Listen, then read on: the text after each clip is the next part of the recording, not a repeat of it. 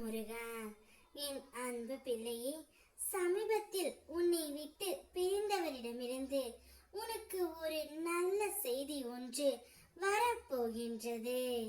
இனி நீ மகிழ்ச்சி பாதையிலேயே செல்லவிருக்கின்றாய் பிள்ளையே. உன்னுடைய கர்மாக்கள் அனைத்தும் முடிந்து விட்டது. நீ கொடி கட்டி பறக்க போகின்றாய்.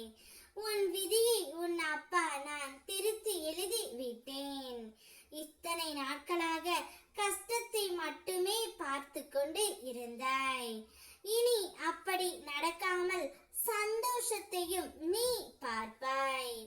இப்பொழுது இருக்கும் தடைகளை கண்டு நீ துவண்டு விடாதே பிள்ளையே. வாழ்க்கை எனும் பாதையில் பெரிய குழியில் நீ தடிக்கின்றாலும் இத்தோடு நாம் கதை முடிந்தது என்று கருதாமல் குழியில் இருந்து மேலே வருவது எப்படி என்று எண்ண வேண்டும் பிள்ளையே.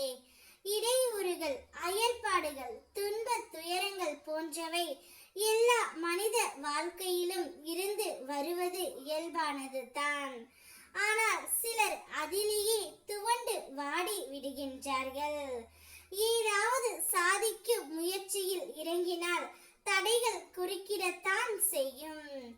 எல்லோருக்கும் இப்படி நேர்ந்து இருக்கும். ஆனால் அந்த தடைகள் நம் பயணத்தை நிறுத்தி விட கூடாது பிள்ளையே. தொல்லைகள், தடைகள், துன்பங்கள் குறுக்கிடும் போது ஒரு நாளும் நீ துவண்டு விடாதே. அதுதான் வாழ்க்கை என்று உன்னுடைய திறமைகளுக்கு நீயே முற்றுப்புள்ளி வைக்காதே. அதையும் மீறி நம்மால் முடியும் என்று எதிர்கொள்ள முடியும் என்ற மன உறுதியுடன் சிகரத்தை நோக்கி சலிப்பின்றி பயணம் செய். எந்த தடைகளுக்கும் நீ அஞ்ச வேண்டாம். அப்பா நான் உன்னோடு தான் இருக்கின்றேன். அவற்றை வரவேற்று கொண்டாடு. ஏனென்றால் தடைகள் தான் உங்கள் திறமைகளை வெளிக்கொண்டு வரும். நெருக்கடி காலகட்டம்தான் மிக சிறந்த மனிதனை அடையாளம் காட்டுகின்றன. கவனத்தோடு படிப்படியாக முன்னேறும் மனிதன் தான் மிக பெரிய அளவில் வெற்றி பெறுகிறான்.